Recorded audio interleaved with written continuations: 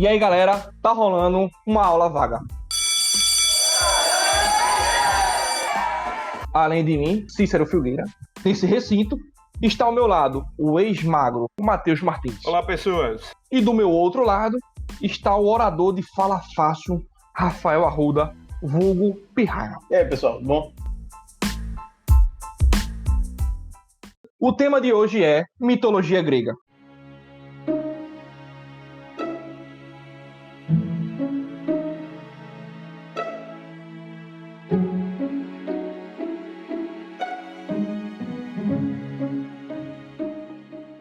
Ao falarmos de cultura grega, a gente tem milhares de elementos para englobar, como filosofia, ciências, arquitetura, artes visuais. Mas hoje vamos especificar mitologia grega.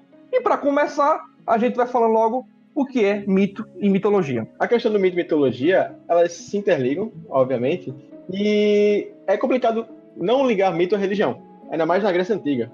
Só que o mito ele tem vários significados, ou foi ganhando vários significados. Um deles, que a gente usa comumente, que é de mito ser algo fictício, uma mentira. Até quando você fala que uma pessoa mente muito, ela é mitômana, mitomaníaca. Mitomaníaca. Né? Mitomaníaca, é. Pra chamar... Isso me lembra alguém, né? Faz até sentido quando você chama algum político com essa alcunha. Então, quando você usa o mito nesse sentido, não é o sentido que o mito tinha na Grécia Antiga. O grego tinha o mito como algo da religião dele. O mito, ele é um acontecimento que passou no mundo, um acontecimento verdadeiro, mas que ocorreu num tempo lá bem afastado, um tempo tão antigo, tão longínquo, que nem o tempo existia ainda. Talvez seja interessante a gente entender como é que o grego pensava o tempo. Não era da forma como a gente, que é sempre no avançar, linear, tudo mais. Mas a ideia de tempo grego era um pouquinho diferente, ela era cíclica, por assim dizer. Você ia ter ciclos que iam se renovando e se repetindo. Só que o mito ele está fora dessa ideia do tempo. Eles são acontecimentos que aconteceram fora dessa ideia aí. Tem um mito, ele está falando da criação de algo. E os deuses estão envolvidos ali, e essas façanhas das divindades são verdadeiras dentro de uma religião, e elas levavam o povo grego a cultuar e praticar ritos baseados nesses mitos aí. E acho que o primeiro mito que a gente tem que falar, de início, é justamente um mito que tem significado não religioso, que é o mito da Grécia como berço da civilização ocidental. Bem interessante, Arruda, que a gente fale sobre isso, porque boa parte das formulações científicas ou das áreas culturais, da maneira como a gente pensa, é legitimada no nosso presente com base de que se tem uma origem na Grécia. Meio que tudo tem alguma função na nossa sociedade quando tem um lugar na história a partir dos gregos ou pelo menos a partir dos romanos. Como é que a gente pode talvez pensar isso com uma perspectiva mítica na historiografia? Quando o Mago fala de historiografia, a historiografia é o campo da história que estuda como a história é escrita, né, ao longo do tempo, obviamente. O historiador sempre pensa ao longo do tempo. E eu acho que alguém de vocês já deve ter ouvido falar que a nossa sociedade é baseada na moral judaico-cristã, no direito romano e na filosofia grega, na ciência grega. Né? Como o pessoal diz, né? Somos todos gregos, né? Que é baseada no Ocidente, né? Nossa civilização ocidental, que une todos esses elementos. O grego, ele deixou algo pra gente? O grego influencia a gente em alguma coisa? Sim, isso é inegável. Só que essa ideia de que o grego é o grande fundador, que sem ele a gente nunca seria o que a gente é, ela é bem problemática. Você consegue rastrear ela, ver em que momento se pensou isso? Primeiro que a gente não acha, como historiador, não é porque a gente não acha, a gente não trabalha com essa ideia de a origem de algo foi ali. É muito difícil você dizer que algo surgiu precisamente em determinado momento. A gente sabe, por exemplo, você não vai dizer a matemática surgiu no dia tal, no ano tal, não dá. Né? Você vai rastreando pistas e vê mais ou menos as coisas se desenvolverem. Os gregos não inventaram as coisas do nada. Eles tiveram muita influência. A gente tem, desde algumas décadas atrás, essa ideia de revisitar o quanto de influência egípcia, por exemplo, e fenícia também, você tem na estrutura grega. Né? Tanto na sua arquitetura, nesse desenvolvimento das cidades gregas, como até, talvez, egípcios colonizando as áreas gregas. Né? Até a própria forma de cultuar, de adoração, até alguns deuses que a gente tira como gregos poderiam ser egípcios, ou versões de deuses egípcios. Né?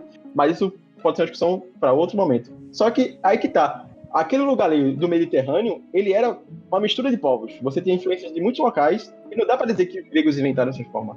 Isso, de dizer que o grego é um grande inventor, serve também para dizer que a Europa é a grande civilização. Porque se eu tenho um grego que é a grande primeira civilização, a referência original, e você põe que o europeu é esse grande descendente dele, então a civilização europeia seria essa grande civilização. Então, eu não sou europeu, como é que eu vou fazer agora, né? Porque o brasileiro acha que é ocidental. E se você for ver direitinho, então né? Então, a gente vê até durante o século XIX, que é quando essa visão vai se fortificar bastante, e ela vai até abrir espaço para racismo. Exato, já ia falar sobre isso com os orientais, né? Com os chineses e indianos, por exemplo. Os africanos, né? Que eles vão ser colonizados, recolonizados no século XIX. A gente tem todo o imperialismo e o neocolonialismo. Para esse povo ir para lá, os europeus irem para lá e recolonizar, eles vão usar a desculpa de que vão civilizar. E se eu vou civilizar alguém, é porque eu, né, tenho uma civilização superior, mais evoluída, tudo mais. E aí entra também um imperialismo que não é só no presente, é um imperialismo também histórico. Quando você deslegitima o papel de construtor, de formulador, de elementos que são básicos para a sociedade ocidental, de uma grande civilização como era o Egito Antigo, só por estar na África, você também está fazendo uma forma de imperialismo, você também está colonizando, só que agora não mais. O presente está colonizando o passado com ideias que são próprias da Europa no contexto ali do século XIX. Você vai chegar ao cúmulo de, aqui no Brasil, um local que a gente sabe, sabidamente, sem essa influência direta europeia, os europeus chegaram aqui só no século XVI, mas que no século XX ainda, alguns intelectuais achavam que a gente teve alguma influência grega ou fenícia. Você tem, por exemplo, o caso do Bernardo Ramos, um estudioso de Manaus daquela época. Em 1930, por ali, ele lança um livro dele que ele coletou várias inscrições, né, que tinha ao longo do país e inscrições indígenas, né, dos nossos indígenas, e ele fazia comparativamente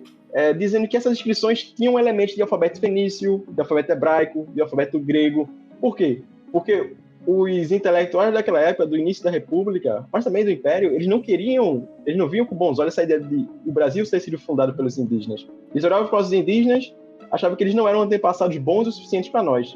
Se esses indígenas vieram desses fenícios, hebreus, gregos, dessas civilizações potentes e bem mais desenvolvidas entre aspas, né, na opinião deles, então o Brasil teria um passado a se orgulhar mais. Então, para você ver, o mito, ele pode também ser nesse sentido, né? Não ser só o sentido da mentira e da religiosidade, mas também dessa ficção que acaba, né, que se formula ao longo da história. Isso é bem interessante quando você coloca, principalmente ali na época dos nacionalismos, todo país precisava de um passado nacional. Todo país precisava inventar um passado para o seu povo, para imaginar uma comunidade que era unida por algo. Tinha necessidade de existir elementos que congregassem. E a mitologia, ela cumpre esse papel. Ela congrega, ela liga, tanto pela memória, como pelo poder de imaginação e pelo poder de partilha, ou melhor, de compartilhamento, de todos serem cientes de uma mesma história, de uma mesma narrativa e serem partícipes dessa narrativa como herdeiros desse legado. Então, até para a gente pensar a formação de nossa sociedade, é interessante a gente compreender o que é o conceito de mitologia. Exatamente, porque todo mundo vai precisar de um herói, né? Então, todo povo também vai precisar de um herói para chamar de seu. E, às vezes, esse herói é completamente inventado. E esse herói pode ser tirado de um local, de um ambiente que, na verdade, não faz tanto sentido. Ô, Cício, como é que o Chico Anísio diz que é o herói? Quem é o herói? O herói é o cara que não teve tempo de correr. Pra ele. Tá muito boa. E tem a questão do folclore, né, Cício? Conta aí pra gente essa questão de como é que os folcloristas entendiam. Pra gente estudar um pouco sobre a origem da ideia de Nordeste, quando eles vão criando essa ideia de Nordeste ali no início do século XX, né, alguns folcloristas começam a desenvolver a ideia de origem dos elementos culturais do Brasil. Então, se a gente for ver o que hoje a gente conhece, por exemplo, como o candomblé, alguns folcloristas vão procurar a origem ali, por exemplo, na Idade Média, com a bruxaria. E outros folcloristas, como a gente vai estudar, por exemplo, a cantoria de viola ou outros elementos de poesia, como o próprio Câmara Cascuda ali do Rio Grande do Norte, ele vai buscar, desde os gregos, uma origem que ia chegar no Brasil, entendeu?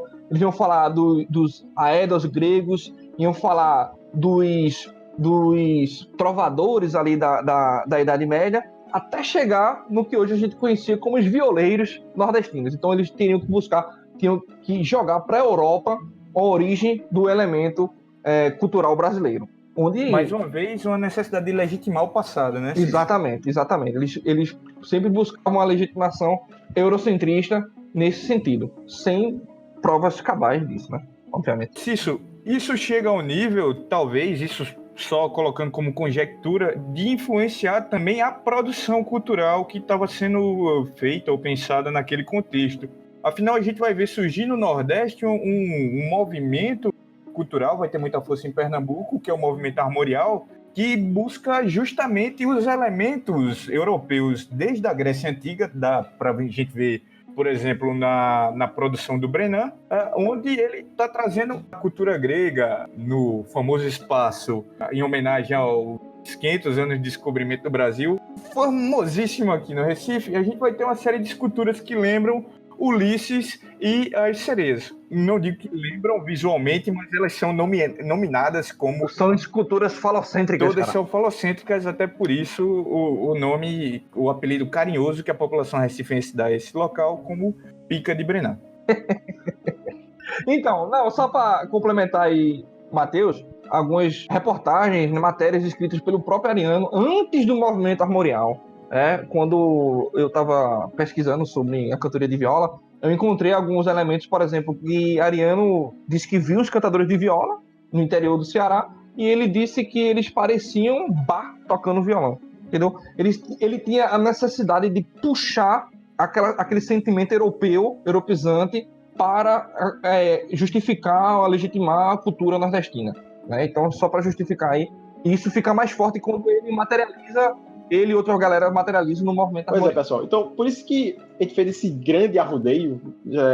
Começou falando de Grécia e pulou totalmente da Grécia para o Brasil e tudo mais. Porque é aquilo. Se a gente está querendo desmentir logo de início que a Grécia não é a grande fundadora do Ocidente, não é a grande também, por consequência, grande ancestral da Europa, apesar de, claro, ter suas ligações culturais, isso é inegável, porque a gente queria mostrar que essa influência dela está permanente ainda, ou não necessariamente, às vezes, a influência dela direta, mas a influência de uma ideia do que ela seria, né? Então, você vê, muitas pessoas criaram ligações com a Grécia, ou tentaram criar essas ligações, e isso acabou formando elementos da nossa sociedade.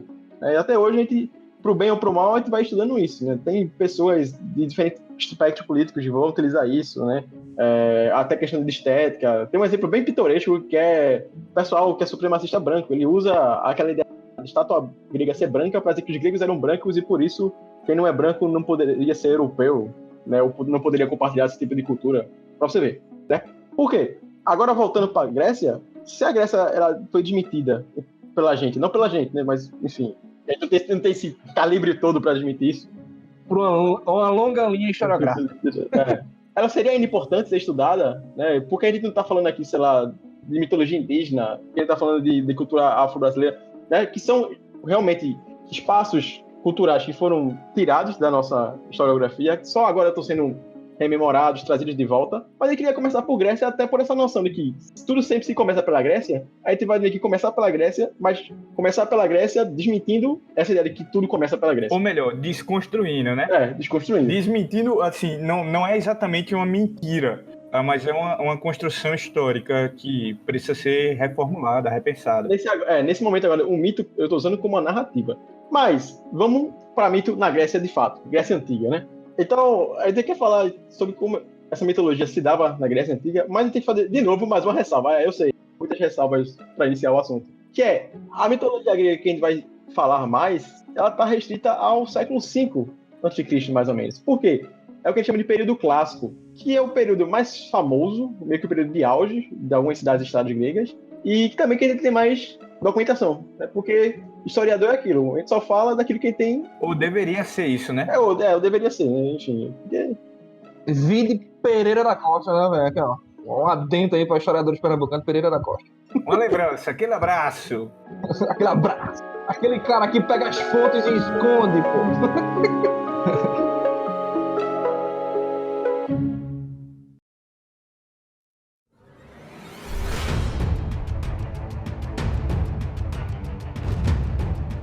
Vamos vou explicar de novo o que é mito. Mito, ele está atrelado à religião na Grécia. Então, o mito, ele vai ser a história de criação. Sempre que você, no contexto religioso, você fala de um mito, você fala de algo que aconteceu num tempo primordial e que essa criação foi dada com a entrada, com a participação de entes divinos. Isso vai desde a ideia da criação do mundo, o mito da criação do mundo, do surgimento do mundo, né? Que na mitologia grega o mundo não foi criado, ele surgiu, até a criação dos seres humanos, de alguns fenômenos naturais, mas não, o mito sempre narra como algo foi criado, de forma divina, obviamente. Você tem essa influência do sobrenatural. O mito está nesse estado sobrenatural. Para começar, acho que a gente precisa diferenciar um pouquinho mitologia grega da religião que a gente mais conhece, que é o cristianismo, né? Que a gente vive dentro da sociedade que é cristã, né? Basicamente, e tem grandes diferenças. Primeiro, a mais importante dela seria dizer que o grego ele não tinha uma divindade, ele não tinha a figura de Deus. O grego ele tinha vários deuses, várias divindades, ele era politeísta. Então, esse politeísmo dava essa pluralidade de divindades, cada qual com um domínio ou domínios específicos que às vezes pra gente não faz tanto sentido. Você vê, por exemplo, Poseidon, ele é senhor dos mares, tem essa ligação com a água e tudo mais, mas também é dos cavalos. Você olha, que cavalo com água tem algum Cavalo sentido? marinho. Pois é. O outro tá confundindo com Aquaman ali o negócio. Eu acabei de Pois é. Mas, então, essa confusão de domínios pro grego fazia muito sentido, né? Pra gente nem tanto. Não, outras coisas. O grego, ele não tinha uma revelação. O nosso Deus, quando eu falo nosso, é só figura da linguagem, porque aqui acho que ninguém tá muito crente hoje em dia, não. Ele é revelado pra gente, e usa de profetas, né? De messias até. Porque ele é um ser tão superior a nós. Mais do que isso, ele é incognoscível. Você não pode conhecer Deus. Exato. Não tem como, né? Ele atua por mistérios, tal. Ele não tem uma relação. Ele se mostra através de. Ele nunca está. Tanto que fisicamente não temos a ideia de como seja. Inclusive, assim, muita gente aí, já que a gente deu esse parênteses para falar, muita gente pensa que quando se fala na Bíblia que Deus fez o homem em sua imagem e semelhança, estava se falando realmente de figura física. Quando na realidade o que mais parece ali na interpretação é a questão da fala como um elemento criador, né? O homem ele vai participar da criação junto a Deus através da fala, ele nomeia todas as coisas. É a língua adamítica. Walter Benjamin. Walter Benjamin sendo lembrado. O podcast é marxista cultural, falou do chocolate de frango. Com certeza. Marxista de iPhone, mais. Vamos de mascarados. iPhone não, eu uso o Xiaomi. Eu sou mais comunista ainda, tá? Que eu tô com o celular chinês. Bem, então o Deus cristão, ele foi o cara, ou a mulher, de acordo com a ótima Elza Soares, afinal Deus é mulher, né? O CD é muito bom, que criou o mundo. Que criou o mundo e o mundo depende dele para existir. Então ele chegou lá, não tinha nada, foi e criou. Na mitologia grega, não. O mundo e os deuses não tem essa relação. Você tem um caos e do caos se formou um mundo. Então os deuses, eles nascem do mundo. Eles não criam o mundo, eles nascem do mundo. Então eles habitam o mundo como outros seres. Dividem o mundo com os seres humanos, com os animais. Claro, os deuses eles têm uma potência, a imortalidade, poderes, né, extremamente grandes. Eles estão num outro patamar. Mas eles não são onipresentes, oniscientes, não como o Deus cristão. Os deuses eles têm essa relação com o ser humano. Aqui na Grécia dá para você esconder algo de Deus. Os deuses enganam. Exatamente. Mentem, traem. Eles ficam tretando entre um e o outro, cara. Demais. Se não tivesse isso, não tinha metade das histórias. Era o BBB grego. BBB Olimpo, né, Cício? O BBB Olimpo, cara. Então, não tem uma revelação. Não precisava de um profeta pregar e tudo mais. Também eles não tinham um livro sagrado. Não tinha uma Bíblia dos deuses gregos. Por quê? Porque os mitos gregos eles eram passados de forma oral. De mãe, principalmente, para os filhos, né? Dentro da comunidade familiar, daquele núcleo ali. E também pelos poetas, que nas praças públicas recitavam os costumes. Então tinha essa ideia dos costumes serem passados adiante. Não tinha uma regra escrita que dizia que o grego tem que orar em tal hora, virado para tal lugar, tem que dar tal oferenda. Claro, se fazia determinada oferenda de determinada forma para determinado deus, em determinado período do ano, porque isso era o costume. Mas você não tinha 10 mandamentos gregos. Da mesma forma também, não tinha um clero. Você não tinha um padre, um bispo, um pastor. Claro, existiam sacerdotes, né? Pessoas que davam a vida, não davam a vida. Devotavam a vida. Devotavam, essa palavra. É mais fácil dar a vida de outra pessoa. Deus. Devotavam sua vida a esses serviços, né, nos templos. Mas eles não eram intermediários, por assim dizer. Eles não tinham esse papel de aconselhar. A não ser quando eram ritos ligados à adivinhação e tal, como era o rito de Apolo. Assim, eles guiavam os cerimoniais, né? Isso realmente tinha esse papel. Mas não tinha todo aquele papel de intermediar. Eu acho que o que você quer dizer, Arruda, é que eles não tinham um poder intrínseco relacionado à posição social deles como sacerdotes. E é interessante falando do papel social, né? Que a mulher desenvolve um papel maior na religião grega do que na política, né? Grega. Porque na política é absolutamente nenhum o papel dela. Exatamente. Né? Na mulher, ela, por exemplo, cerimonial de morte, tá ligado? É a mulher que normalmente fazia as lembranças ou falava alguma coisa sobre o defunto. Ah, sim. Era também papel da mulher chorar pelo morto, em especial. Alguém que não era chorado, não era lembrado, não estava condenado ao esquecimento. Ao LED. Inclusive, a quantidade de deusas é bem relevante, né? E heroínas da mitologia grega, né? Na religião deles. Por exemplo, o Lete, o esquecimento, e memória Mnemosyne são duas divindades, né? Você vê, as divindades também não eram só relacionadas a potências da natureza e tudo mais. Elas também tinham relação com sentimentos ou propriedades intelectuais, como essas duas aí. Né? Lembrando que elas não eram essas coisas, elas tinham domínio sobre essas coisas. Então, nunca pense que Zeus era o raio ou o trovão, Poseidon era os mares. Quando a gente fala que esses deuses não eram as coisas em si, é porque eles tinham domínio sobre essas coisas. E esses domínios, eles eram bem diversificados. Um só deus podia ser, usando o exemplo de Poseidon, novamente. Ele era deus dos mares, tinha a ver com os terremotos, tinha a ver com os cavalos. Domínios que não parecem fazer todo sentido pra gente, mas é daí que essa relação de vários domínios para cada deus tem uma lógica interna.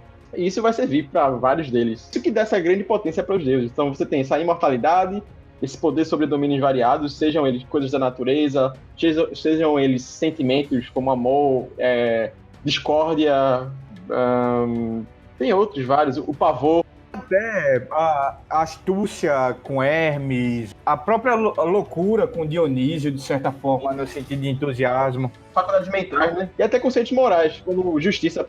Mudando um pouquinho o tema, mas não mudando ao mesmo tempo, isso me lembra duas coisinhas aqui pra gente conversar agora, né? Que é sobre a cosmogonia e sobre a importância de dois carinhas aí. Quer dizer, talvez um deles tenha existido, né?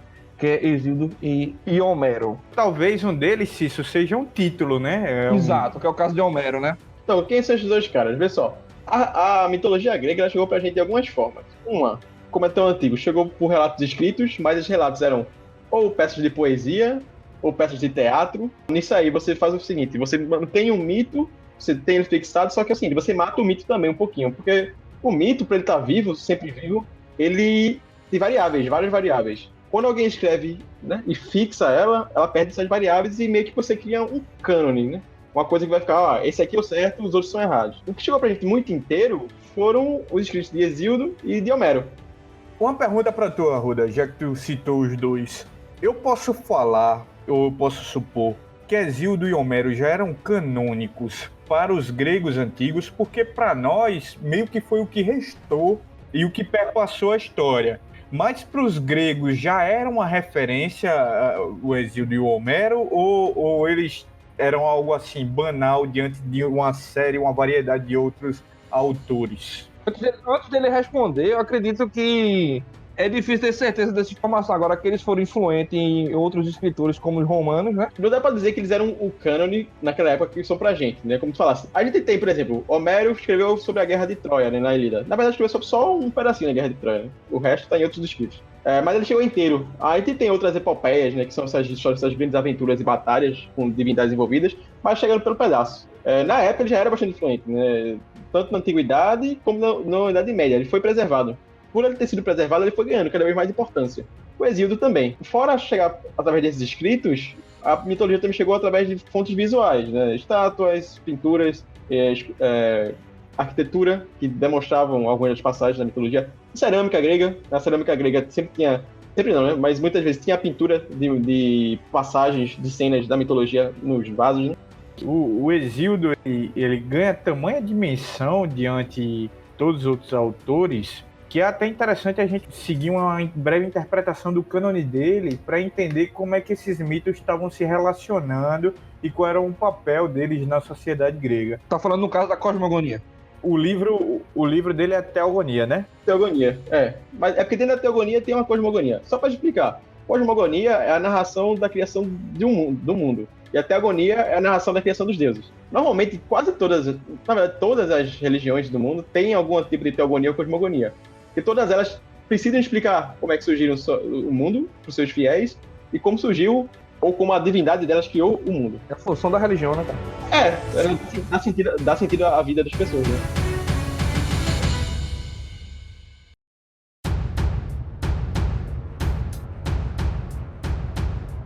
Numa narrativa resumida, o Hesíodo vai explicando que a origem de tudo deriva de duas forças primeiras. O caos, que era tudo que existia, mas tudo que existia sem uma certa organização entrópica, era tudo muito solto, muito sem sentido, e uma força organizadora que vem a colocar o caos em determinados padrões para dar origem à existência. Essa força é chamada de Eros. Da relação entre essas duas forças primeiras, vão surgindo o que a gente chama de deuses primordiais da mitologia grega. São eles as próprias personificações dos domínios que se dão no mundo. Por exemplo, Gaia ou Gea era a terra em si. Tártaro eram as profundezas, os lugares mais subterrâneos do possível. E Pontos é o mar, mas o mar no sentido de mar bravio, furioso, o que há de mais característico do que é o mar. De um desses três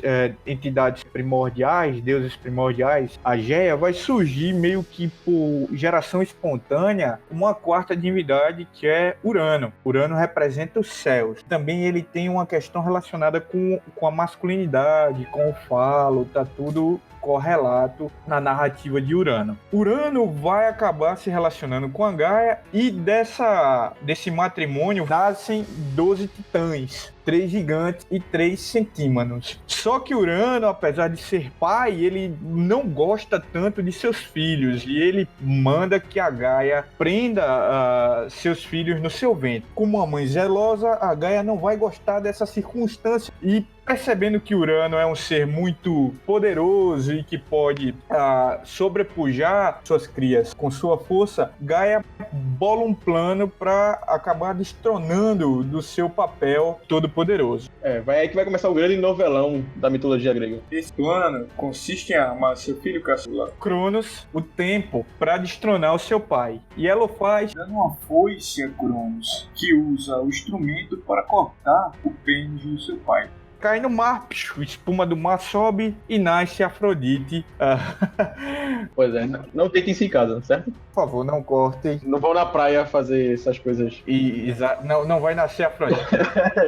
Bem, vai saber quem é a audiência da gente, né? Caramba, o caba tem que ser muito doido mesmo de querer fazer isso ouvindo isso aqui. Então, a gente já vê, de certa forma, uma correlação aí do pênis e do poder. Porque Urano castrado, ele acaba perdendo o papel de entidade, de Deus Todo-Poderoso. Isso é muito Totem e Tabu, né? Pois é. Fase, né? Bem, a Cronos, então, ele vai ocupar esse lugar central no panteão e vai arrastar para consigo os seus irmãos titãs e suas irmãs titaníades. Estão com ele juntos ali governando o mundo nessa nova geração de deuses, essa segunda geração de deuses que a gente conhece como titãs. Oceano, que vai ocupar o antigo lugar de Pontos. Japeto, que vai governar as profundezas no lugar do Tártaro. E ele vai ter ao seu lado como sua rainha, sua deusa, Rhea, que é sua irmã e também sua esposa. Rhea, a titaníade da maternidade. E com ela, Cronos vai ter vários filhos. Só que tem um porém. Cronos não solta os filhos de Gaia, só solta os seus irmãos mais próximos, os titãs. Os ciclopes, os gigantes ficam todos presos no ventre. E Gaia vai bolar uma ideia para destronar o seu filho Cronos. Amaldiçoá-lo com o mesmo destino que seu pai, ser destronado por um de seus filhos. Claro que Cronos, a todo momento que tinha um menino, fazia questão de engoli-lo, de devorá-lo para guardar no seu bucho e evitar que acontecesse consigo mesmo o que aconteceu com o seu pai. E, de novo, é o caçula que vai arrumar problema pro pai, porque o último filho que Cronos tem é Zeus. E Zeus, ele vai ser escondido pela mãe. A Rhea entra em contato com Gaia e arruma um jeitinho para salvar o filho. Eu acho que agora é interessante a gente fazer uma leitura de um texto derivado do Hesíodo para a gente ver como é que era narrado, mais ou menos, essa questão da pitanomaquia. Isso que a gente vai ler é a versão em prosa, né? Na verdade, é a coisa já modernizada. Os gregos fazem assim poesia. Por quê? A transmissão oral é mais prática em poesia. Por quê? Porque é mais fácil de você decorar quando tem rimas, quando tem estruturas rimáticas. Por isso que a cantoria de viola, por exemplo, aqui no Nordeste, ela se propagou mais fácil no sertão dos iletrados, né? Quando não tinha o letramento dos poetas ou da população em geral. Vírgula fechou a vírgula. As poesias eram lidas, eram declamadas em público, então eles tinham toda uma métrica específica. Se você pega uma versão boa, né, uma boa tradução desses caras, do Homero e do Hesíodo, principalmente, você vai ver que vai estar em verso, né? Vai dar um pouquinho de trabalho, você lê e tudo mais. Enfim, também me ajuda, né? É um texto de mais de 2000 anos. Traduzir isso dá trabalho, não dá pra ficar bonitinho. Ainda bem que tem tradutor no mundo, né? Mas bem, lê aí, Cício, o pedaço aqui. Separou? O combate de Zeus e a divisão do mundo. O menino foi criado às escondidas numa gruta da ilha de Creta. Rhea teve a ideia de confinar sua educação aos correios, demônios que tinham o costume de dançar batendo as armas umas contra as outras. De fato, Rhea, preocupada em proteger o filho, contava com o barulho do bronze para encobrir o choro do bebê. Só uma observação, pessoal. Como a gente falou para vocês, esse texto ele é do século XX e ele tem uns problemazinhos de tradução. A gente pegou ele porque ele é simples de ler, né? Senão não dava para ler o conto inteiro. Mas, pessoal, quando ele usa demônio, a palavra demônio, ela não faz sentido nesse significado de coisa ruim, de ser das trevas que tem hoje em dia. Hoje em dia, né? Alguns séculos. Isso é uma visão cristã da coisa. O demônio vem de daimon, que é uma Culpa de Paulo. Aí é com você. É daimon, que é uma palavra grega de fato, mas o daimon, ele era uma espécie de ser sobrenatural, tipo um espírito e tudo mais, que ele não era bom, nem ruim necessariamente, né? A mitologia grega tinha vários seres, fora os deuses e os semideuses heróis, como esses daimons, você tinha ninfas, que eram seres ligados à natureza, você tinha centauros, Faunos, sereias, quimeras. faunos, né, que é aqueles seres metade homem, metade bode, sereias, então tinha muito ser diferentão, assim. E os daimons são um deles. Quimeras, o monstro tinha um bocado, né? Enfim, o cérebro, aquele cachorro de 3 cabeças. Se você for ver, por exemplo, os trabalhos de Hércules, ele matou um bocado desses bichos. Pois bem, Cercado pelas ninfas do lugar, o menino cresceu alimentado pelo leite da cabra Amalteia e do mel das abelhas do monte Ida. Essa infância secreta transcorreu harmoniosamente, com batidas de bronze e zoada de choro de menina e ninfa gritando. Sem que Crono descobrisse essa zoada toda, né? Enfim, voltando aqui. Sem que Crono descobrisse a existência de seu 6º filho. Já crescido, Zeus sonhava em destronar o pai, mas não conseguiria fazer isso sozinho. Teve então a ideia de lhe dar uma bebida que obrigasse a vomitar os filhos que ele engolia. O efeito foi fulminante. Libertados seus irmãos, Zeus pôde se lançar com eles num duro combate contra Crono e os titãs. Após 10 anos de luta, a guerra ainda continuava. Gaia decidiu ajudar Zeus e seu grupo, revelando-lhe o conteúdo de uma velha profecia. Vocês não podem nunca vencer o exército de seu pai sem o auxílio dos ciclopes e de outros gigantes. Desça, pois, às profundezas do Tártaro, onde estão encerrados. Liberte-os e eles lhe darão um trovão, o relâmpago e o raio. Zeus seguiu seu conselho e, com a ajuda dos ciclopes e dos 100 braços e dos gigantes, conseguiu derrotar o pai. Como tinha vencido graças a seus irmãos Hades e Poseidon, Zeus partilhou com eles o domínio do mundo. O universo se dividia em 3 regiões. O céu estrelado, a terra, eram as primeiras. O oceano, que rodeava a terra, era a segunda. E, por fim, tinha as partes subterrâneas. A sorte destinou a cada um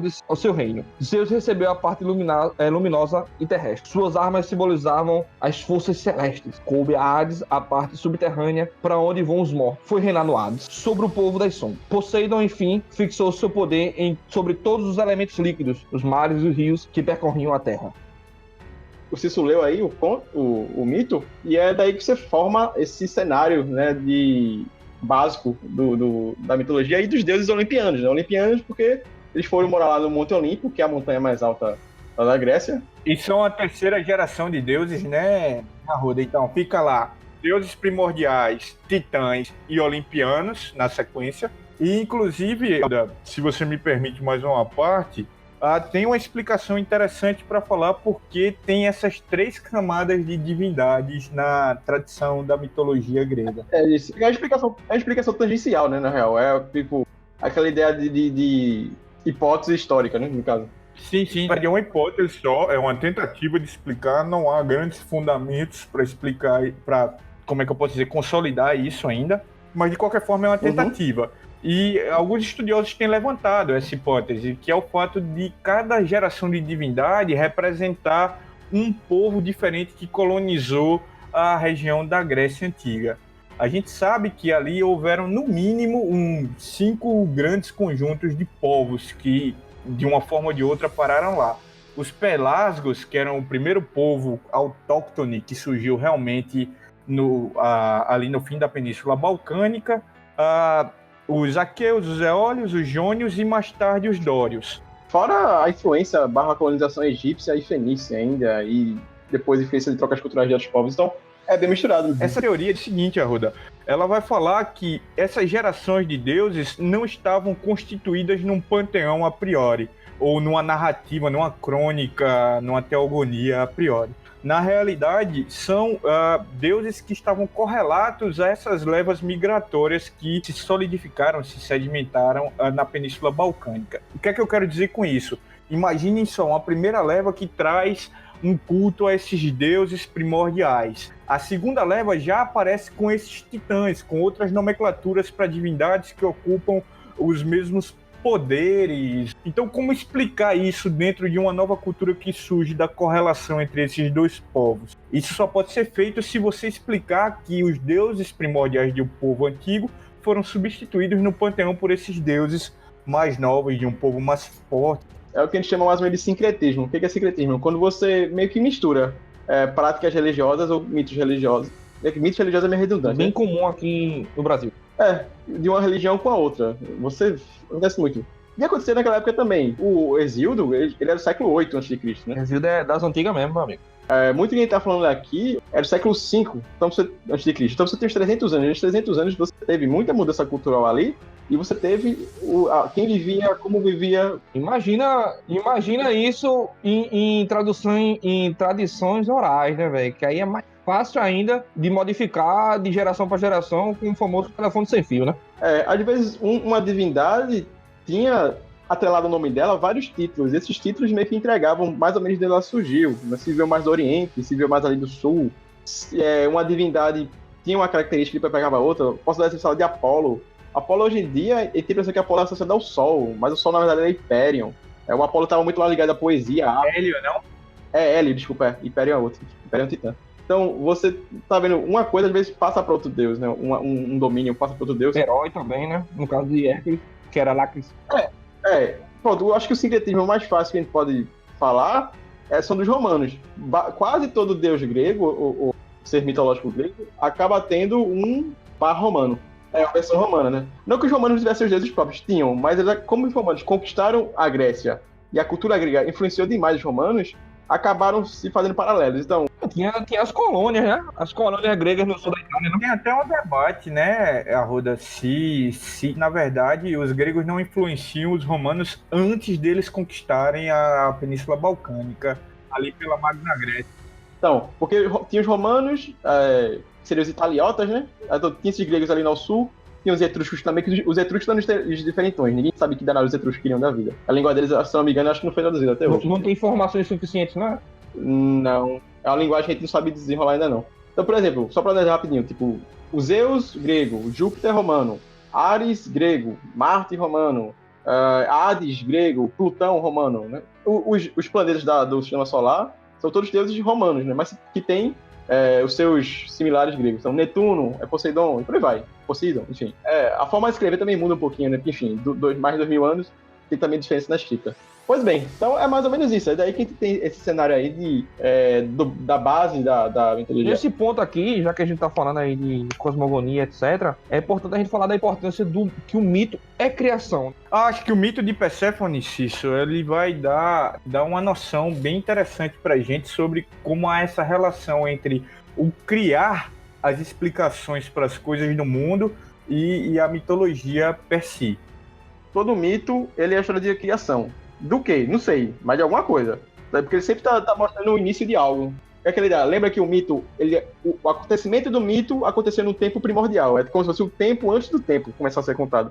Então lá deu origem a algo. Esse de Perséfone é um dos mais fáceis e também um dos mais interessantes, porque ele é muito prático. Perséfone era uma filha de duas divindades olimpianas, Zeus, o Todo-Poderoso, e Deméter, que é a deusa relacionada à agricultura, a tudo que floresce, a tudo que nasce da terra. Perséfone é uma deusa que é muito bonita e chama muita atenção de outras divindades, inclusive de seu tio Hades, que ao vê-la passeando pelos bosques próximos ao Olimpo, decide levá-la para si, raptá-la para viver com ele em seu reino e tornar ela sua mulher. Porque esse negócio de consentimento ali na Grécia, eles não usavam muito, não.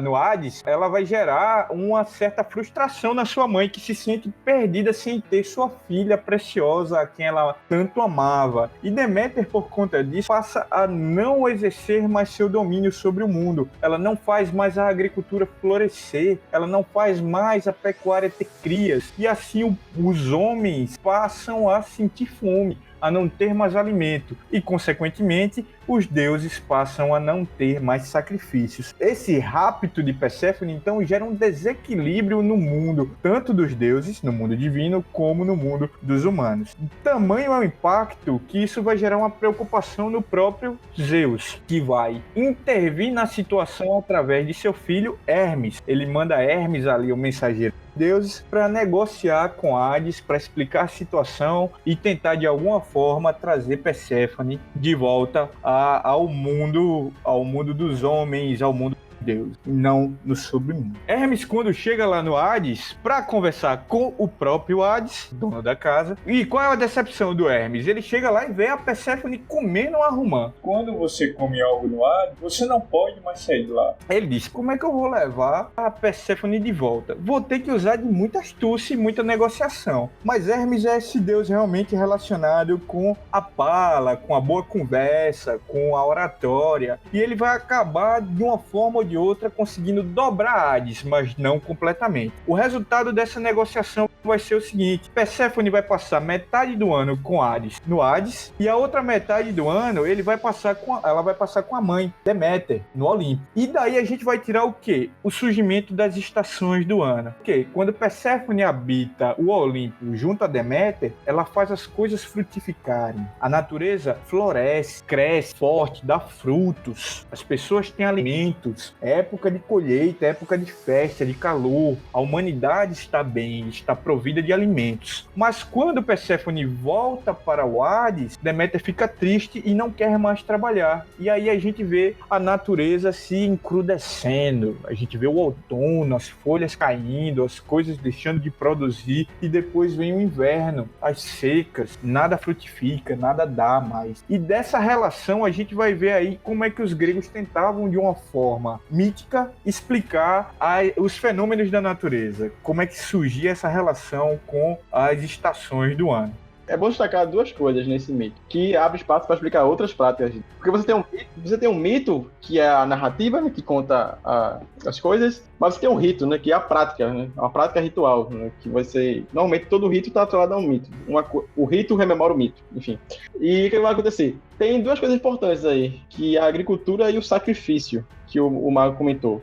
Se a agricultura, o homem não é civilizado, faz parte desse ser civilizado, o homem plantar e colher, porque ele vai tirar o sustento dele, vai virar sedentário, ele vai tirar o sustento dele e vai ofertar a parte de sustento para as divindades, né? Até porque ele reconhece que precisa da divindade para poder produzir. E é aí que entra o sacrifício. Você tem alguns sacrifícios relacionados a essa questão dos grãos, mas o sacrifício mais imponente seria esse dos animais. Um animal vivo, você pegava ele, levava, o sacerdote levava ele até o altar. Esse altar era fora do templo, porque os templos gregos, né, os santuários, eles eram como se fosse a morada da divindade. Então, ele tinha aqueles grandes santuários, novos, bonitos e tal. Dentro do santuário, você tem um espaço vazio e que tinha uma estátua da divindade, né, com a forma humana dela.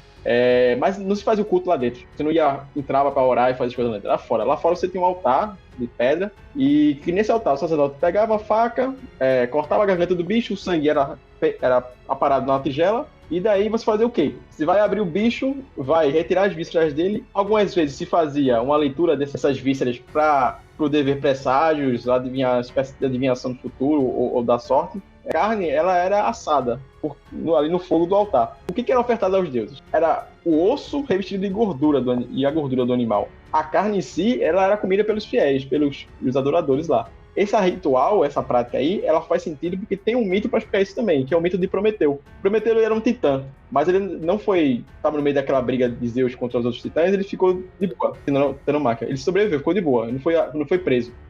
Só que o Prometeu, ele tinha um negócio que ele gostava muito dos humanos, ele sempre puxava a sardinha pros humanos. E quando rolou do Prometeu pegar um boi, vivo assim, matar o boi, e ele ia distribuir a carne, pegou os ossos, revestiu a gordura pra ficar aquele negócio bonitão, né? Você vê lá, aquela gordura tá gorda na carne. E pegou a carne do bicho em si, a carne tenra, macia, e escondeu por debaixo do couro do bicho, da pele. Aí você ia olhar aquela, ele tava só o couro, você não ia querer. Ele queria que Zeus pegasse a parte ruim da coisa. E Zeus se ligou nisso, na sardemanha dele. Mas mesmo assim escolheu, né, a parte do osso. Ficou puto com o Prometeu. E o que ele fez? Ele pegou o fogo de volta dos seres humanos, levou o fogo só pra si. Fogo divino, os humanos perderam.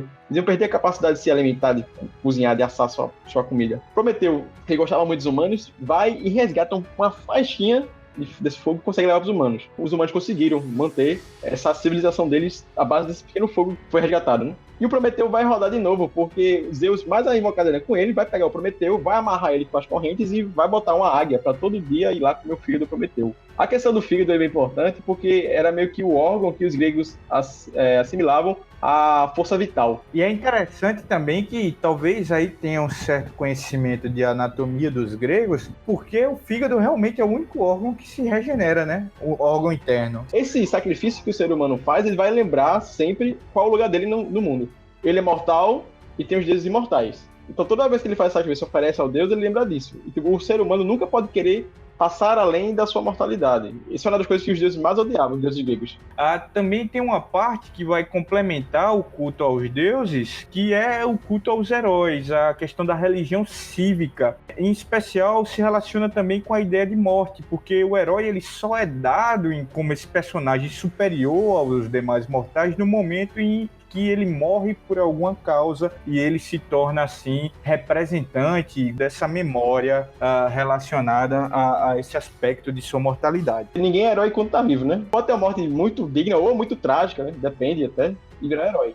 Muitos deles eram semideuses também, né? O exemplo de Hércules, que era um herói da cidade de Tebas. Tem uma certa relação aí com a pertença à cidade também, esse culto aos heróis, porque meio que cada cidade vai ter sua própria identidade histórica, sua própria narrativa relacionada aos heróis que passaram por lá ou então que vieram de lá. Normalmente, o fundador da cidade sempre era algum semideus, ou não, mas assim, um grande herói que fez alguns feitos importantes. Aí você tem isso. Tanto o culto dos deuses quanto esse culto que homenageia os heróis, eles têm essa ideia de você criar uma identidade da cidade. São cultos públicos, né? A cidade que organiza.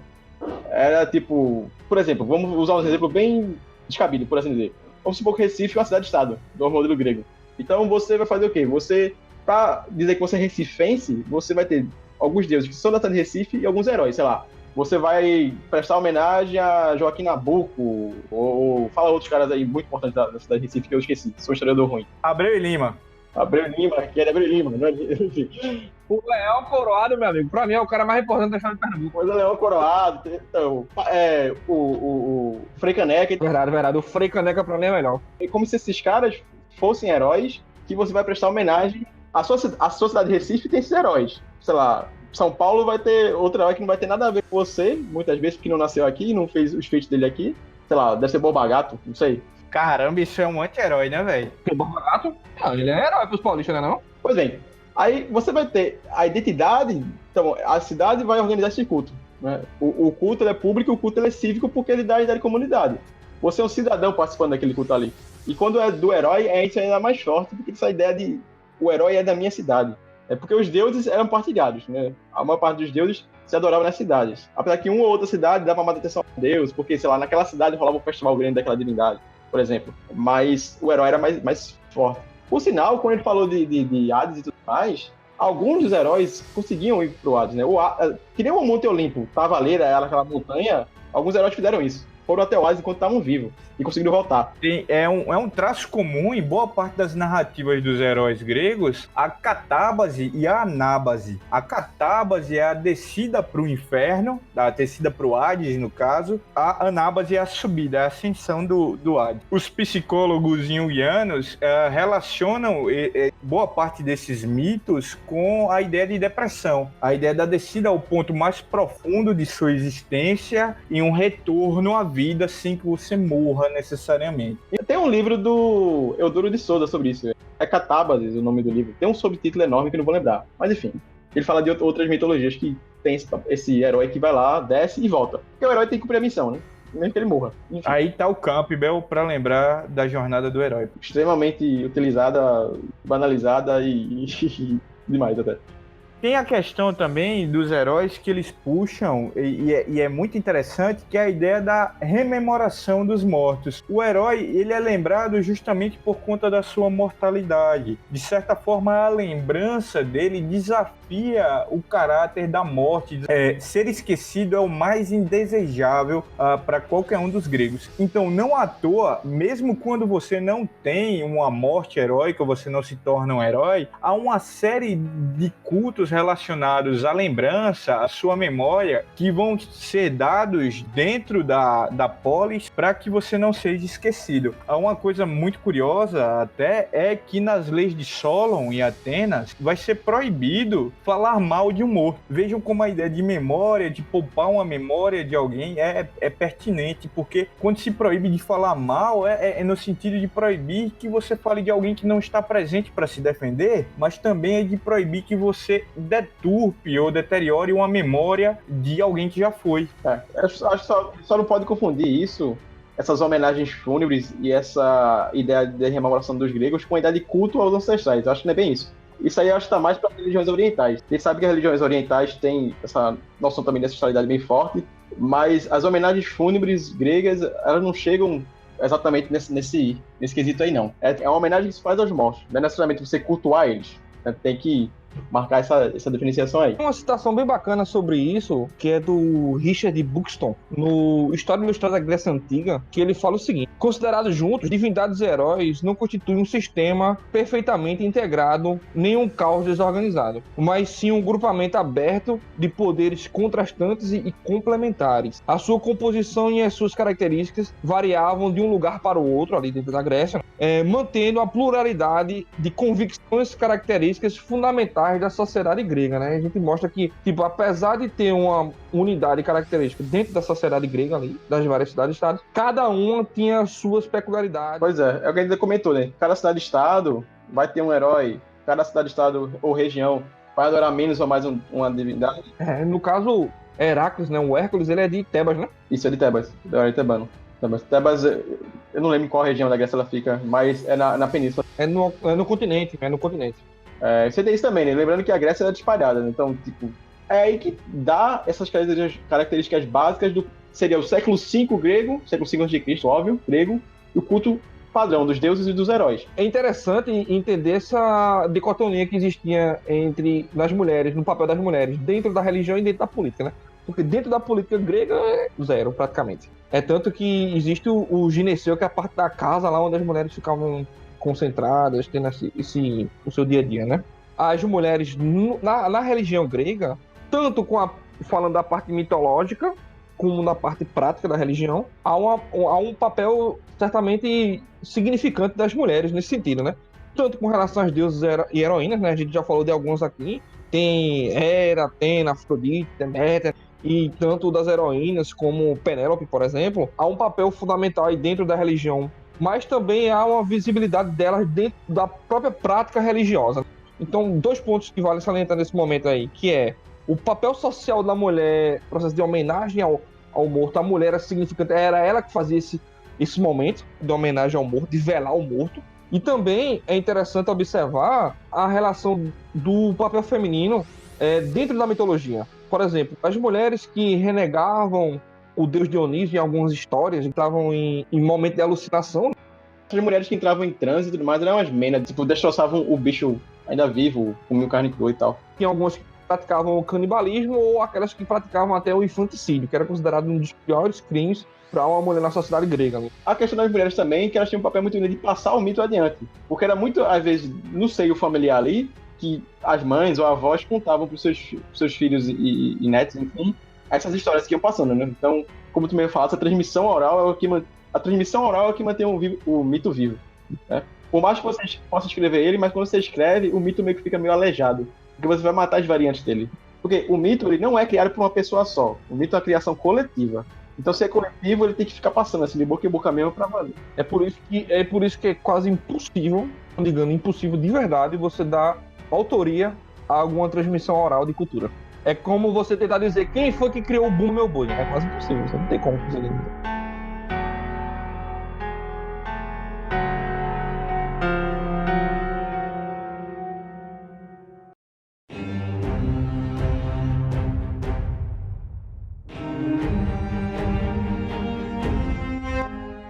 Partindo já para outra temática aqui, a gente pode falar um pouco sobre divergências de culto. Isso aí o que a Arruda sabe bem falar. Saber bem, aí você forçou a barra, porque nem a galera que é estudiosa sabe bem. Nem eles mesmos, os gregos, sabiam bem. Eram mistérios, né, velho? Isso eram mistérios. Acho que aqueles que a gente tava falando até agora era do culto central. Aquele culto que era feito na cidade pelos por assim dizer, os funcionários públicos, né? A cidade organizava os festivais, os sacrifícios e tudo mais. Você tem pelo menos 3 vertentes da mitologia grega, religião grega, que diferem um pouquinho dessa prática mais comum, mais normativa. Um são os mistérios de Eleusis, eles estão muito ligados à divindade Deméter, né? Essa da fertilidade e tudo mais. Os Eleusis, eles eram reconhecidos pelo culto da cidade. Porque Eleusis é a cidade, sim, né, sim, velho? Exato. Então, por isso que ficavam os mistérios de Eleusis. Mas a divindade que estava ali era Deméter. O que acontecia com os mistérios de Eleusis? Eles eram um culto também, tinha essa questão da civilidade, estavam dentro do calendário das festividades da cidade, só que eles tinham a ideia de, meio que, como o nome dos mistérios, eles eram cultos secretos. O cidadão que queria participar deles meio que tinha que passar por rituais iniciáticos, que iam dando graus de conhecimento ali dentro daquela prática ali. É como se fosse uma sociedade secreta. Você sabia que existia? Como se eles fossem os maçons. Os maçons, o Rosa Cruz, o Illuminati, sei lá. Illuminati não, porque Illuminati é coisa do Dan Brown, escrevendo um livro lá. É muita teoria de conspiração. Mas, enfim, eles eram, né, um culto secreto. O que acontece? Você podia participar, mas ele não era aberto ao público todo. Ele só era aberto àqueles que faziam parte dessa seita, por assim dizer. No final, quando o cara dos Eleusis passava por todos os rituais de iniciação, ele era bem-vindo e ele meio que tinha uma relação mais próxima. Ele ia saber os segredos. Quais são? Não faço ideia. É segredo. Não sei. E ele voltava para essa cidade. Ele continuava sendo um cidadão normal, mas agora ele tinha uma relação diferente. Ele via o mundo com outros olhos. Ele sabia esses segredos aí divinos e tudo mais. Aí você vai ter o dionisismo, culto a Dioniso. Se comentou um pouquinho já, essa questão das Mênades e tudo mais. Dioniso também era uma religião, era uma divindade reconhecida pelas cidades, fazia parte do calendário das festividades, só que o culto dele tinha esses probleminhas, por assim dizer, da prática, porque ele subvertia aquela ideia da divisão entre mortais e imortais. Isso aí deu controle também com muita facilidade. O Dioniso, ele entrava, por assim dizer, no corpo dos seus adoradores, então ele nublava, ele quebrava essa ideia da divisão entre o ser mortal e o ser imortal.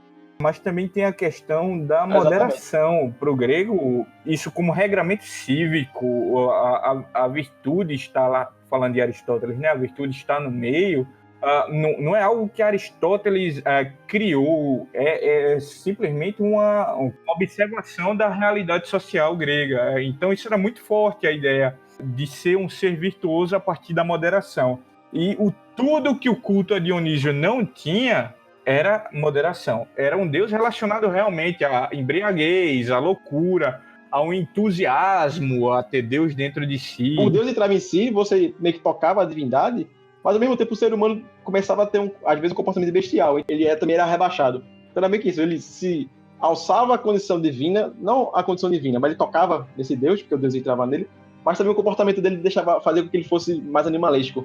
Então ele quebrava toda essa humanidade em si. E, por último, tem o Morfismo. O Morfismo era o mais complicado deles todinho.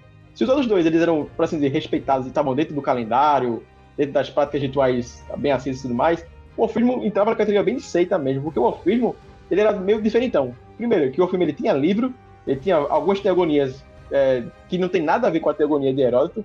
Para eles tinha um ovo primordial que desse ovo foi se desfazer, o mundo chocou desse ovo e foi feito, e eles meio que querem voltar para esse estágio de perfeição que era o ovo. Então eles tinham, e isso estava escrito e tal, eles seguiam isso. Então era bem diferente. Então eles eram vegetarianos, não comiam carne.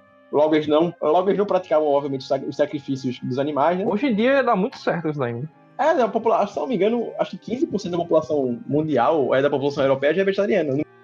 O orfismo vai ter uma certa ideia, não é propriamente de pecado, tem uma perspectiva de salvação relacionada ao não exercício da transversão. Você tem algo bom a esperar no pós-morte. Na religião grega normal não tem. E eu só queria deixar uma última observação, que eu esqueci de comentar isso, que é sobre... Eu falei de como era o sacrifício dos animais nos altares, mas tinha outra forma, porque normalmente esse sacrifício que eu falei antes, eles eram com as divindades não ligadas ao subterrâneo, por assim dizer. Por exemplo, para Hades e outras divindades assim, que essas divindades nem normalmente eram faladas o nome delas, tipo Hades, Poseidon, que eram ligadas a Termon, essas coisas. Em geral, o próprio Hesíodo, quando está escrevendo a Teogonia, ele evita falar o nome e ele usa um apelido, por assim dizer, que é o epíteto. Nessas divindades normalmente eram feitas próximas a cavernas, não era no altar, era feito uma espécie de lugar assim, que era cavado por sangue escorrer e tudo mais. Então era distinto, mudava também a prática ritual. Eles sabiam que tinham que prestar homenagem a esses deuses, mas por eles terem esse aspecto mais funesto, por assim dizer, mais macabro, por assim dizer, também a forma era diferente. Então, Arruda, você falou da relação a esses mistérios da religião grega, mas isso é um derivado de tudo que a mitologia propõe. Mas tem também uma prequela dessa mitologia, pelo menos nas análises de alguns estudiosos, como o Martin Bernal, que é o autor do Black Athenas, que ele vai falar que a religião grega e a cultura, a filosofia, a matemática, até mesmo a medicina, de certa forma, foram influenciadas por outras culturas mais antigas. Os Black Athenas, né? Black Athenas, no caso, Atena Negra, no caso, são 3 livros que o Bernal escreveu enquanto estava vivo. O Bernal morreu no começo dos anos 2000. No começo não, acho que foi 2013, por ali. Já morreu não faz muito tempo, não. Ele era historiador, ele era especialista em China, mas depois ele mudou o foco dele e foi estudar Grécia Antiga. O Bernal, ele chegou a uma conclusão nos seus estudos que os gregos não foram colonizados por povos que vieram do norte, como é o padrão de se dizer. E o que a gente aprendeu na escola. Se alguém lembra aí de quando estudava isso no ensino médio, fundamental, fala que veio uma invasão do norte, de povos indo-europeus que chegaram lá na Grécia e, enfim, dominaram. Bem, o Bernal nega isso, ele diz que os gregos não falavam isso, de hora nenhuma, né? Os antigos mesmo, os gregos daquela época antiga não falavam isso, mas eles falavam que eles tinham uma grande influência principalmente dos egípcios e fenícios, mas muito mais dos egípcios. Eles teriam sido até colonizados pelos egípcios, né? Algumas cidades-estados gregas teriam sido fundadas pelos egípcios, divindades gregas teriam paralelos com divindades egípcias, parte da questão do conhecimento de forma a fazer obras de irrigação teria vindo dos egípcios. E se você olha para a civilização egípcia, naquela época, ela já era um grande império, muito mais antigo. A civilização egípcia foi uma das mais duradouras, né? Você tem milhares de anos de império egípcio. E uma das mais desenvolvidas da sua época. Só que o que o Bernal fala? Ele começou a ser negado essa ideia de grego ter sido influenciado ou colonizado por egípcios e fenícios, né? O alfabeto grego ele é um alfabeto fenício, apesar de ser uma língua indo-europeia, a linguagem grega antiga, por conta de racismo, né? No século XIX, essa ideia de que os europeus eram superiores às outras raças, né? Entre aspas, muitas aspas, a ideia de raça, não dava para que os gregos, que eles botavam os gregos como, onde já falou, os fundadores da civilização europeia. Ocidental, eu diria até, mais do que... a civilização ocidental. Por quê? Os egípcios são o quê? São africanos. E o que estava acontecendo no século XIX? A Europa vivenciava uma busca por exploração do continente africano. E daí se tem um reflexo também sobre as formas que se elaboravam as narrativas sobre o passado. Mas um exemplo básico disso aí é quando a gente vai falar de Pitágoras, né? Porque Pitágoras, ele é o grego de Samos, mas o conhecimento que ele trouxe provavelmente foi todo egípcio. E ele que ficou marcado como o cara do cateto da hipotenusa. O Bernal destaca muito isso, diz que vários dos próprios intelectuais gregos falavam que foram estudar no Egito, ele reconhecia que o Egito, enfim, tinha bastante influência lá. Agora tem que ficar aí o questionamento, né? Se entre os gregos havia isso de assimilação, ele ficar para ele dizer que é dele, ou se isso foi já o pessoal do século XIX e tal, que disse, não, é dos gregos, acabou-se. Pois é, e tem um outro livro que é chamado o Stolen Legacy, o Legado Roubado, que é do George C. James. Ele é mais antigo que o Bernal. acho que é final dos anos 60, se não me engano, ou é começo dos anos 60. É mais antigo, né? Bem mais antigo. O livro do Bernon é de 90 e entre 90 e pouco e 2000 e pouco. Não lembro a data exata. O George James, ele fala que, pelo nome do livro Legado Roubado, ele fala que não, que os gregos realmente copiaram e pegaram a fama. Ele bota pra lascar em Aristóteles, essa galera aí, e é aquilo, né? Cria-se uma grande discussão acadêmica em relação a isso, porque você vai ter classicistas mais tradicionais dizendo que não, que o Bernon entendeu mal ou forçou a barra em alguns dos pontos dele e tudo mais. Só que aquilo, para desmentir o Bernon, você tem que ter o grande estudo, porque o Bernon juntou fonte linguística, arqueológica, usou os mitos também como forma de mostrar, tal mito aqui falava que tal herói vinha do Egito, então tinha algum quê de verdade ali. Então é uma discussão que segue até hoje. Deu muita brecha para a questão do movimento negro, se apropriou da ideia do Bernon. A galera do africanismo também viu com bons olhos isso, porque é o seguinte, a ideia do eurocentrismo, ela está cada vez mais, levada ao descrédito. Então, quando você tem alguém tentando revisar essa ideia e dizendo que a civilização não vem da Europa, não parte dela, que para ser civilizado, que para ser culto, por assim dizer, tem que ser europeu, né? Você abre novas perspectivas. Só que isso tem que ser estudado bem direitinho e tudo mais. Só que, sim, o Bernon, ele não é um cara que você pode considerar, e muito do que ele está falando ali está bem embasado.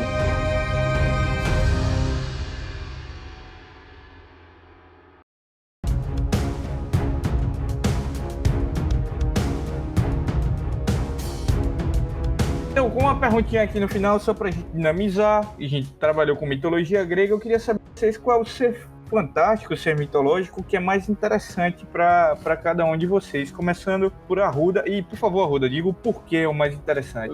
Eu vou ser muito clichê, porque eu não vou parar muito pra pensar, a primeira coisa que vem na minha cabeça é o Hércules, né? Por quê? Ele é aquele grande herói, o mais conhecido, eu sou clichê dele, mas eu cresci lendo ou vendo o Hércules, não só, sei lá. Ele tem um desenho da Disney, né, velho? Era, velho. Passava na TV Crush. Que eu achava muito. Era na Crush? Acho que não. Acho que era outro. Tá falando do seriado, seriado. Não, o desenho, né? Eu não tô falando do seriado. O seriado é no SBT? Não. Ah, não, da Record. Nossa, seriado. Tinha ele e tinha a Xena, né, velho? Que era do mesmo período. E rolava crossover um com o outro, né? Era bom ele. Então, uma das coisas que me fez ler de forma mais acadêmica mesmo sobre mitologia foi o Hércules.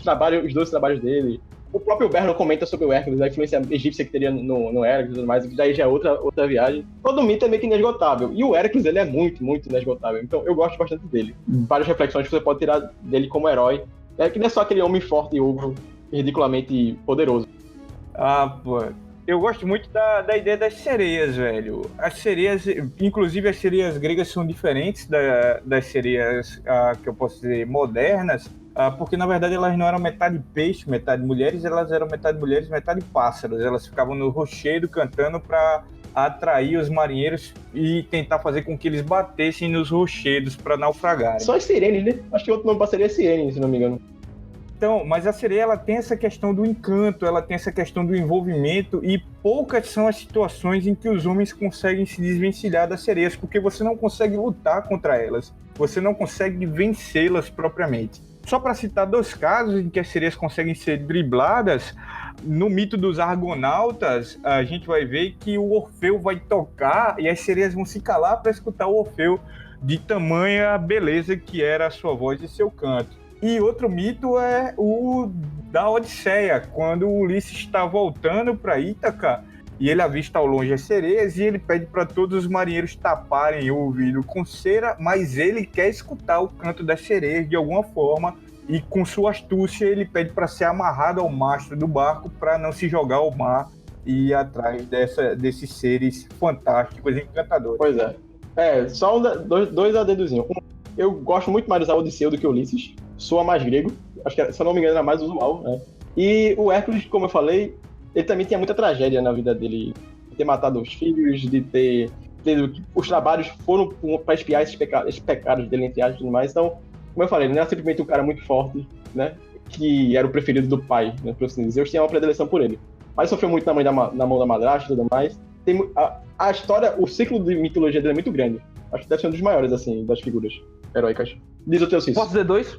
Não. Pode não, mas vou dizer. E os motivos são os melhores que tem. Primeiro, Cérbero. O cachorro de 3 cabeças. Por quê? Porque eu tinha um cachorro chamado Hades. E o outro, Que bacana! E o outro é um carinha, velho. Não sei se você vai reconhecer dele aí, ó. Que é o Philoctetes. Philoctetes. Alguém sabe quem é Philoctetes? Lembra aí, Alda? Sabe quem é? Foi o mestre de armas, podemos dizer assim, de Heracles, né? De Hércules, né? Foi o mestre de armas dele. Inclusive, ele era um dos argonautas. Mas eu escolho a versão da Disney dele, viu? Aham. A versão de sátiro barrigudinho pequeno. Exatamente. A versão da Disney eu escolho essa. Então, com isso, acho que a gente consegue fechar aqui o programa. Vamos só deixar as dicas culturais, as fontes e outras informações. Diz a tua dica cultural, Marcos. Já citei aqui o mito das sereias, né? Um personagem que me interessa muito na mitologia é o Odisseu, ou Ulisses no latim. E tem um filme de 97, filme bem cinema em casa, SBT e tal, mas que de certa forma eu acho que tem um retrato bacana, interessante, divertido sobre as viagens do Odisseu, que é a Odisseia. E pra época é super bem produzido, do que minha memória... Filme de 97 aí, fica aí a recomendação. E já entrando na minha dica, posso complementar então aqui, Roberto? Faça a complementação! Tá parecendo. Como é o nome daquele? Choque de cultura! Duas dicas, hein? Já que eu falei duas figuras mitológicas, eu vou dar duas dicas. Na verdade, a dica de Cícero é uma antidica. A antidica do Cícero. Não assista Fúria de Titãs. O filme é horrível, certo? Sem falar que de repente eles matam os deuses no 2. Como que nada? Vamos botar aqui Zeus e Hades conversando e de repente eles morrem. E uma dica mesmo, pra quem é adolescente aí, ou tem um filho adolescente, ou tem um parente adolescente, enfim. Coleção Mitologia Helênica do Menelaus Stefanides. Ele é da editora Odisseus. E é muito bacana essa coleção aí de 8 livros. Arruda, pra terminar. Pra terminar, eu vou meter um Ítalo Calvino aqui e vou dizer pra vocês lerem os clássicos. Né? Leiam a Teogonia de Hesíodo, leiam a Ilíada de Homero. Por isso eu gosto de Arruda, porque ele é o mais lúcido daqui. Ele tentando. E se alguém quiser procurar o Aula Vaga, se alguém quiser conversar conosco, mandar uma dúvida, como é que eles fazem? Até agora, Instagram e Twitter, Aula Vaga. Só botar lá, vai aparecer um bonequinho ouvindo música. Na verdade, ouvindo podcast. Vai lá, siga lá. Ele tá com o livro na mão, então ele tá estudando, né, pessoal? Ouvindo o podcast. E conferindo se a gente tá falando verdades ou não, hein? O melhor de tudo é que você coloca uma imagem que é pra ser autoexplicativa e você tem que explicar a imagem. Exato. Pra tu ver como é a coisa, hein? Hoje em dia tá assim, hein? Hoje em dia no Brasil tá assim. Que a coisa tá bem autoexplicativa, mas... Não dá, né? Não consegue. E pra sugestões, reclamações e, sei lá, patrolar a gente, que eu sei que vai ter algum troll, aí tem o e-mail da gente, né? aulavagapodcast@gmail.com. É só... Ou pode comentar também lá no direct do Instagram, né? Ou qualquer coisa aí, é tudo nosso. Beleza? Do Instagram. O Instagram é aulavaga.podcast, não é isso? E o Twitter é o vaga_aula. Então, todos os links vão estar na descrição, né? Foi bom falar com vocês nesse primeiro episódio e até a próxima, pessoal. Tchau, tchau. Tchau, galera. Tchau, pessoal.